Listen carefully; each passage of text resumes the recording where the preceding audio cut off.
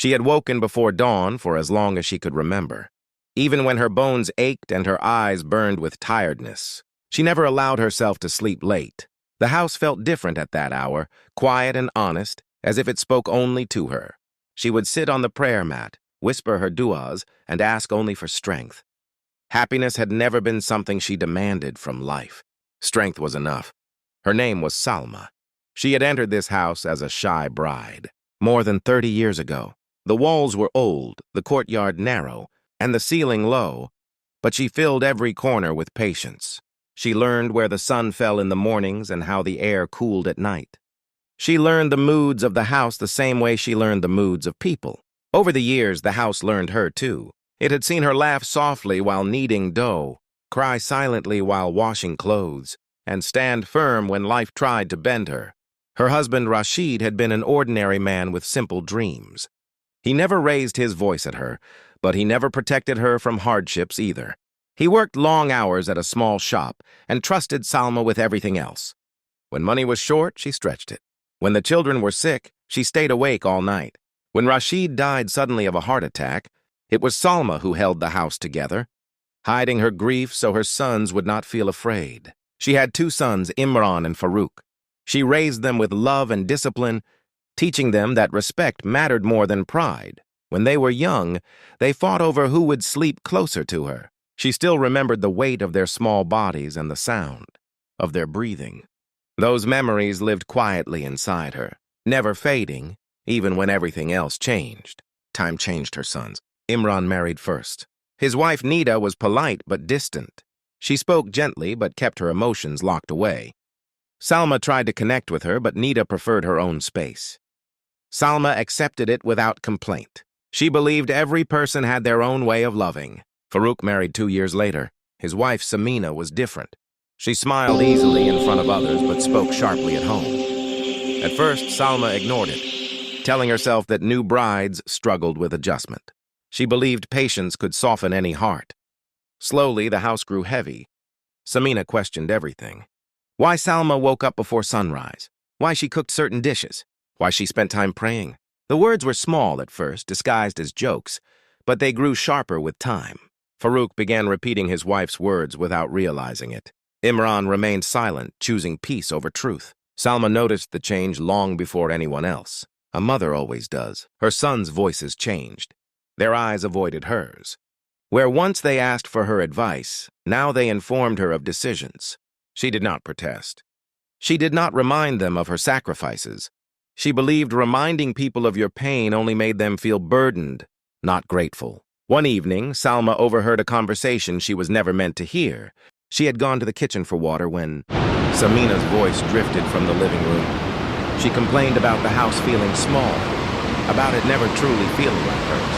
Farouk said it was his father's house. Samina replied that Salma still controlled everything, even the air. Salma waited for Farouk to defend her. She waited for one sentence, one word. There was only silence. Then he said quietly that things would change. That silence entered Salma's heart like a slow poison. She did not cry. She simply returned to her room and prayed longer that night. Days later, the words turned into actions. Salma's cupboard was moved into a smaller room. Her belongings were reduced. Her presence began to feel like an inconvenience. She was no longer asked what should be cooked. She was told. She continued her routine without complaint. She woke early, prayed, cooked, cleaned, and smiled when guests arrived. She never spoke against her daughters-in-law. She never complained to relatives. Then came the night that changed everything. It was not a loud argument. There were no screams. Farouk stood in front of her room, avoiding her eyes, and said softly that it might be better if she lived somewhere else. Imran stood behind him, silent. Salma looked at their faces, searching for the children she once knew. She found strangers instead. She nodded. That was all. The next morning, she packed a small bag. A few clothes, her prayer mat, a framed photograph of her husband. She touched the walls one last time, not in anger, but in farewell. No one stopped her. No one asked her to stay. As she stepped outside, the house remained standing, unchanged. But something inside it had already begun to crack. Salma did not tell anyone where she was going. She believed explanations only weakened resolve. She took a small rickshaw to the other side of the city, to a quiet area where the houses stood close together and people minded their own struggles. With the little savings she had kept hidden for emergencies, she rented a single room attached to an old woman's house. The room was small, with a narrow window and a creaking fan, but it was clean. Clean was enough. The first night was the hardest. The silence there was unfamiliar. No footsteps, no doors opening and closing, no distant voices of family. She lay awake, staring at the ceiling, listening to her own breathing. For the first time in her life, she cried without fear of being heard. Her tears were not loud. They slipped quietly into her pillow, carrying years of swallowed words. The next morning, she woke before dawn again. Habit does not leave easily. She spread her prayer mat on the cold floor and prayed, with a heaviness she had never known before. When she finished, she felt lighter. She had lost her house, but not herself. Days passed slowly. Salma learned the rhythm of her new life. She cooked simple meals, washed her own clothes, and sat near the window in the afternoons watching people pass by. The old woman who owned the house spoke little, but she was kind. She asked no questions, which Salma appreciated. To support herself, Salma began stitching clothes. Her hands still remembered the skill. Word spread quietly. Women from nearby houses started bringing small sewing work. The money was little, but it was honest. Every rupee felt heavier because it was earned with dignity. Her sons did not call. At first, she waited. Not with expectation, but with curiosity. She wondered how long it would take for them to remember her. Days turned into weeks. Weeks into months. Silence answered her better than any words could. Meanwhile, life in the old house began to change too, though Salma did not know it yet. Without her, the mornings were chaotic. Meals were rushed. Arguments became common. Samina complained more than before. The balance Salma had quietly maintained for decades was gone, and no one knew how to replace it. One afternoon, Salma went to the bank. She had avoided it for years, letting her husband handle everything before his death. But now something inside her urged her to take control. She carried a small folder with documents she had carefully preserved.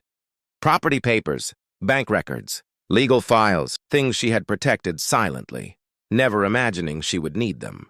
The bank officer looked surprised to see an elderly woman alone. He spoke politely, explaining details slowly.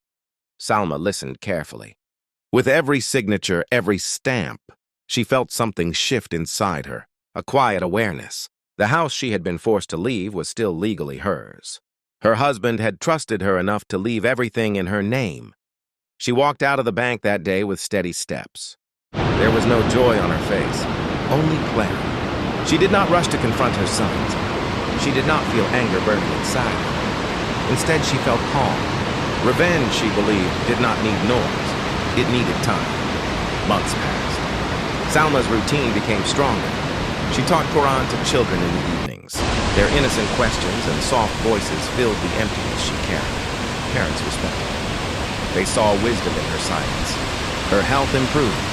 Her posture straightened. Pain still existed, but it no longer controlled her. One day, a neighbor mentioned casually that Salma's sons were struggling financially. Their business plans had failed. Debts were growing. The house that once symbolized security had become a burden. Salma listened without expression. She did not ask questions. She simply nodded and returned to her work. That night she prayed longer than usual. Not for revenge, not for justice. She prayed for strength to do what was right, even if it hurt. Farouk thought about his mother often, though he never admitted it. Sometimes he would wake up early and feel an emptiness in the house. He noticed how meals lacked warmth, how arguments filled spaces that used to feel calm. He missed the quiet order his mother brought, but pride kept him silent. Imran felt it too. Guilt followed him like a shadow. He knew he had failed her, but he told himself it was too late to fix anything. Neither of them knew that their mother was no longer waiting. Salma sat by her window one evening, the sunset painting the sky in soft colors. She held her prayer beads, moving them slowly through her fingers. The past no longer chained her. The future no longer scared her. Somewhere far away, a house stood on borrowed authority. Salma's life settled into a quiet strength. The days no longer felt heavy when she woke up. Pain still visited her body, but it no longer lived in her heart. She had learned that suffering loses power when it is accepted without bitterness. The small room had become her refuge, not because it was comfortable, but because it belonged to her alone. Every morning after prayer, she sat near the window and stitched. The needle moved in and out of fabric with practiced ease, each stitch steady, patient. Women trusted her hands. They trusted her silence too. People often shared their worries with her, not because she asked, but because she listened without judgment. Slowly, her room became a place of quiet respect. The children she taught in the evenings grew fond of her.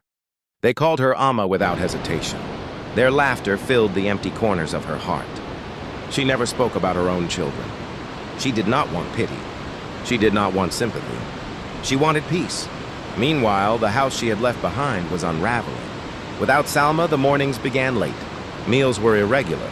Small issues turned into loud arguments. Samina felt constantly irritated. She blamed Farouk for everything. Farouk blamed stress.